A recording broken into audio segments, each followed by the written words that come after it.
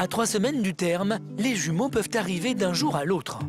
Aujourd'hui, c'est peut-être le dernier cours de préparation à l'accouchement. Alors, bon, comment ça se passe depuis que je ne vous ai pas vu? Pas trop de contractions, bébé qui bouge bien? Oui, il bouge bien. Oui. Bon. Alors, aujourd'hui, on va parler de position. Alors, position, c'est quoi? De posture, savoir se positionner pour essayer de soulager son dos, savoir se positionner lors des contractions. Et vous allez vous mettre contre le mur, d'accord? Au milieu des autres mamans, Cécile est confrontée à la réalité de sa grossesse si particulière.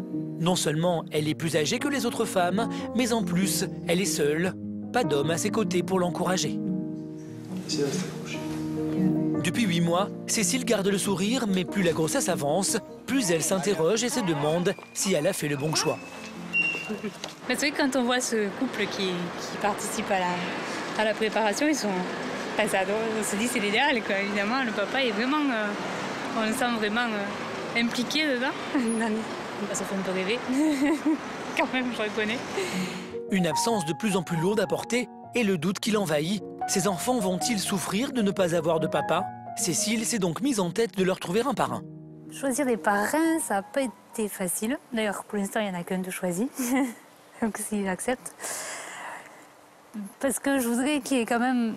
Je voudrais quelqu'un qui soit assez proche géographiquement et affectivement pour représenter l'image d'un homme, en fait. Étant donné qu'il n'y aura pas de papa, il faut quand même que les enfants puissent avoir un référent masculin. Le premier homme à qui Cécile a pensé, c'est son cousin François, qui l'a accompagné en Espagne pour l'insémination artificielle. Grossi. Ça va, pleine forme, ils n'arrêtent pas de bouger. La veille, elle lui a lancé une mystérieuse invitation à déjeuner pour lui faire sa demande. Alors si je t'ai demandé de venir, c'est parce que j'ai quelque chose à te demander. Un rapport, oui. Donc un rapport avec les bébés. Et je voudrais savoir si ça te ferait plaisir d'être le parrain d'un des enfants. Pour Cécile, cette demande est importante.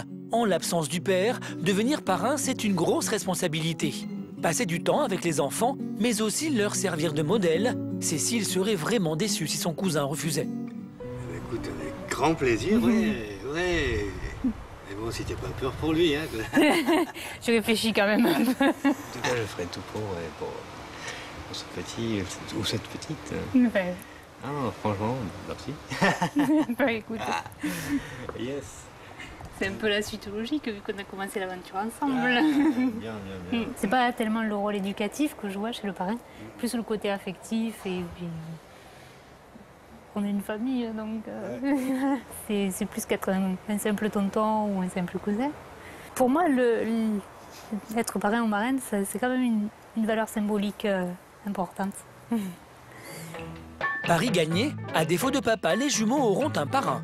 Rassurée, Cécile peut se consacrer aux derniers préparatifs et il lui reste du pain sur la planche.